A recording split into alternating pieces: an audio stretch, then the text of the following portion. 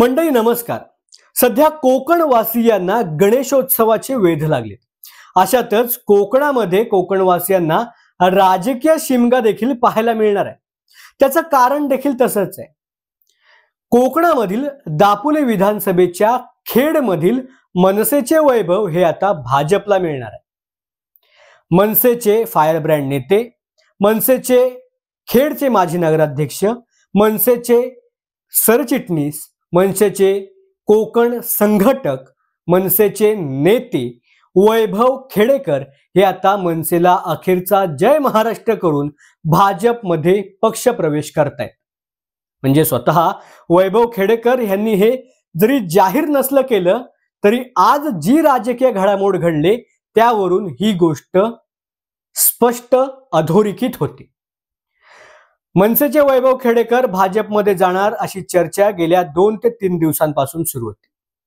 त्यातच मनसेचे अध्यक्ष राज ठाकरे यांच्या आदेशानुसार मनसे नेते अविनाश जाधव आणि संदीप देशपांडे यांच्या सहीचं पत्र आज सोशल मीडियावरती व्हायरल झालं, ज्यामध्ये स्पष्टपणे लिहिलंय की वैभव खेडेकर आणि त्यांच्या इतर सहकाऱ्यांना पक्षामधून बडतर्फ केलं जातंय।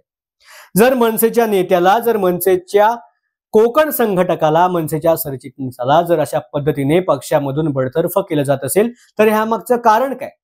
या मागचं कारण हेच आहे की मनसेचे नेते, मनसेचे सरचिटणीस वैभव खेडेकर हे आता जय महाराष्ट्र म्हणत भाजपमध्ये पक्षप्रवेश करतायत। येत्या 5 तारखेला भाजपच्या प्रदेशाध्यक्षांच्या उपस्थितीमध्ये त्यांचा पक्षप्रवेश सोहळा पार पडणार आहे, अशी चर्चा देखील सध्या दापोली विधानसभेत खुलेआम सुरू आहे। मग आता प्रश्न येतो की वैभव खेडेकर मनसे का सोडतायत? त्याची कारणं देखील अनेक असतील।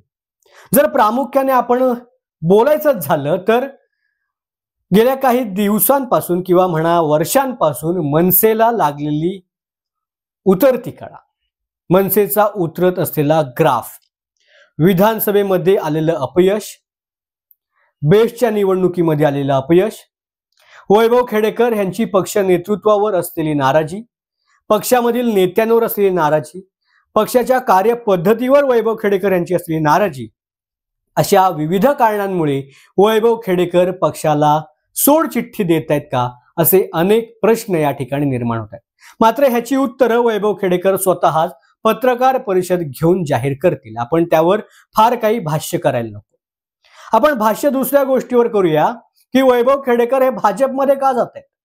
कारण एका बाजूला खेडमध्ये शिवसेना शिंदे गट अतिशय मजबूत स्थितीमध्ये असताना वैभव खेडेकर यांना स्वतः शिवसेनेचे ज्येष्ठ नेते रामदास कदम, शिवसेना शिंदे गटाचे रत्नागिरीचे पालकमंत्री उदय सामंत यांनी तुम्ही शिवसेना शिंदे गटामध्ये या असे आमंत्रण दिलं असताना, असे आवाहन केलं असताना वैभव खेडेकर यांनी त्याकडे कानाडोळा करून भाजप पक्ष का निवडला, हाच सर्वात मोठा विचार करण्याचा विषय आहे। भाजप पक्ष सध्या देशामधील सर्वात मोठा पक्ष आहे आणि भाजप कोकणामध्ये प्रामुख्याने आता आपलं वर्चस्व निर्माण करायला सुरुवात करते।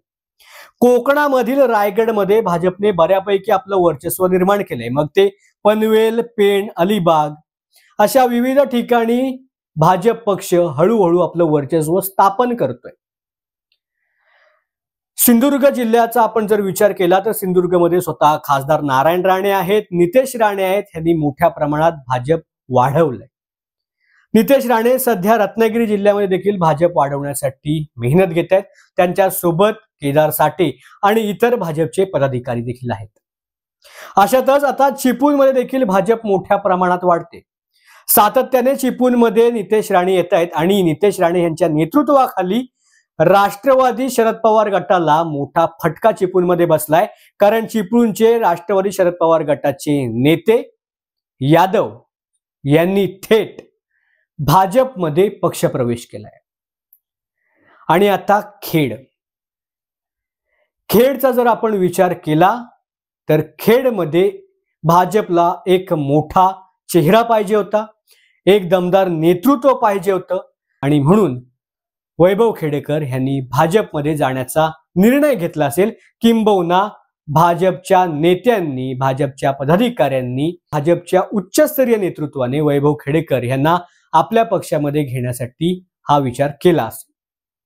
आता ह्याचं होणार काय आहे तर येणाऱ्या विधानसभा निवडणुकीमध्ये दापोली विधानसभा, चिपळूण विधानसभा, गुहागर विधानसभा या ठिकाणी भाजप आपला दावा दाखल करणार. आश्चर्य वाटून घेऊ नका, दापोली विधानसभेमध्ये ह्या निवडणुकीला देखील भाजपकडून दावा दाखल करण्याची तयारी होती.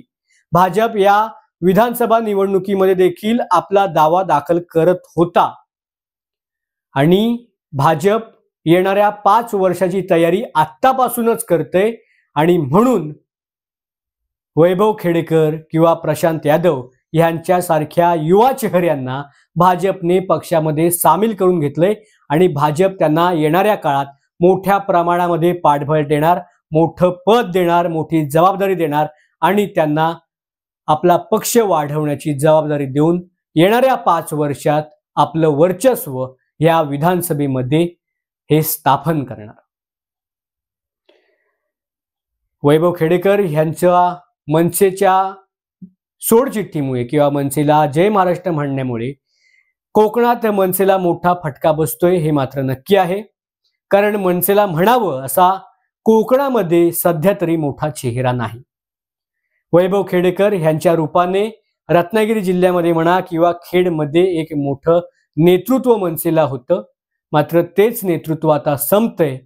त्यामुळे येणाऱ्या काळात मनसे खास करून रत्नागिरी जिल्ह्यात कशा पद्धतीने उभारी घेते हेच पाहणं अत्यंत महत्त्वाचं ठरणार आहे आणि वैभव खेडेकर यांना भाजप कोणत्या पद्धतीची जबाबदारी देते याकडे आता खेडवासियांचंच नव्हे तर दापोली विधानसभेचं देखील लक्ष असणार आहे. तुर्तास या व्हिडिओमध्ये वेळ झाली इथेच थांबायची. पुन्हा भेटू एका नवीन विषयासह. धन्यवाद.